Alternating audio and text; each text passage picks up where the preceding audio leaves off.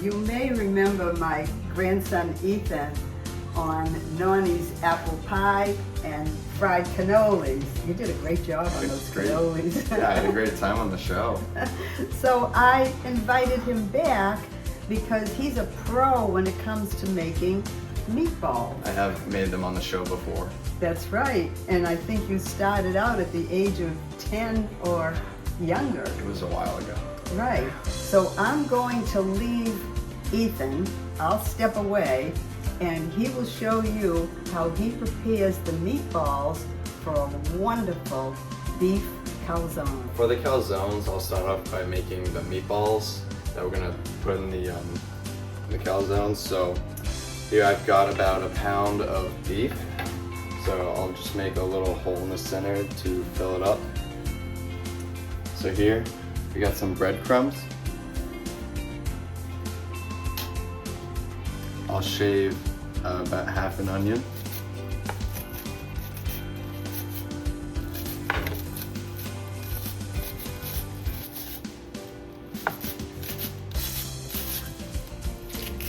Try not to look directly at it so I don't tear up. So now I'm done with the onion and got 1 egg. And then a good pinch of garlic powder. So now I'll just start off by chopping this up, trying to get a good mix of it together. I think I can use my hands. Just a lot easier.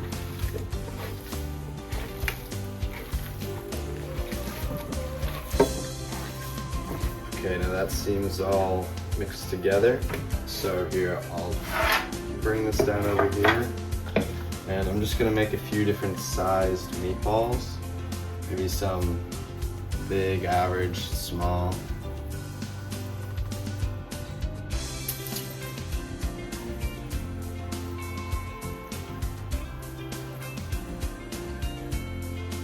Small one right there.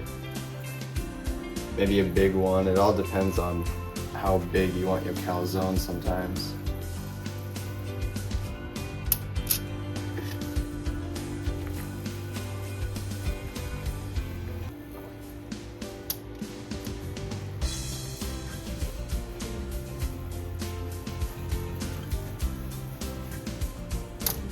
So here's what it should look like. You can have, obviously a bunch of different sizes if you want, but just a good amount of meatballs. Doesn't have to be too much because how many calzones can you really eat?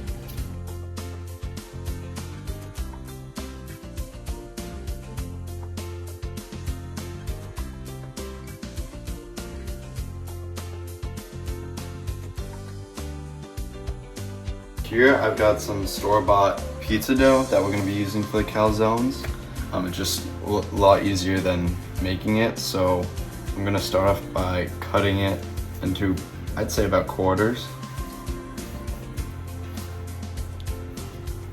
And you want them to be about a quarter of an inch thick after you flatten them out. But here I'm just making them into some balls. Ethan and I have selected these ingredients for the calzone.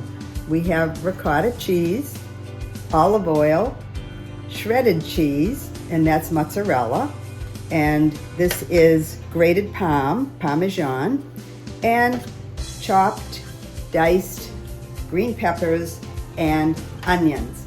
And then we have wonderful tomato sauce for inside the calzone and as a dipping sauce. So I'm just finishing up here.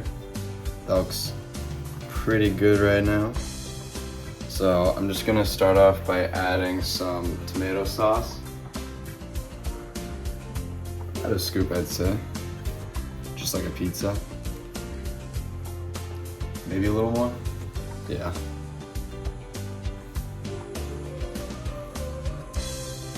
Okay. Yeah, that looks good. I actually feel like I'm making a pizza now. Yeah. So now I'll just grab some ricotta cheese. Just place it around. Even a little of this mozzarella. And then now with the meatballs, I'd say, how many should I make? I'd One, say a use couple of 2. them. Sure. And then I'll cut them up.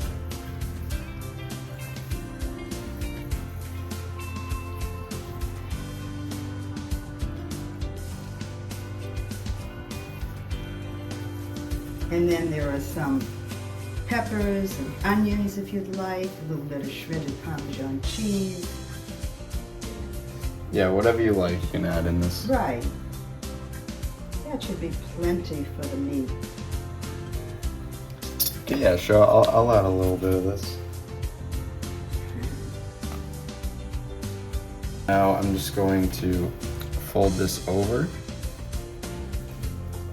Good, and he's going to like crimp the edges. Just try to pinch it together. Right.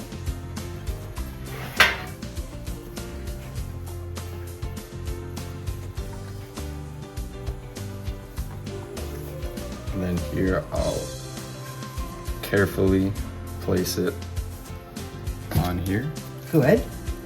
And now he's going to add a little bit of olive oil. You can brush it. Okay.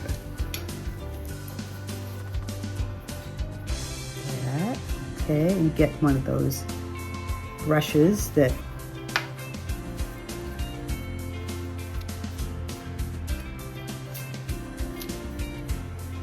good. Now the very last thing is to make 3 slits. You want the steam to come out. So you want to do 1 slit here and another here and on the other side. That should do it. And you put it in a 425 degree oven for 15 minutes or more.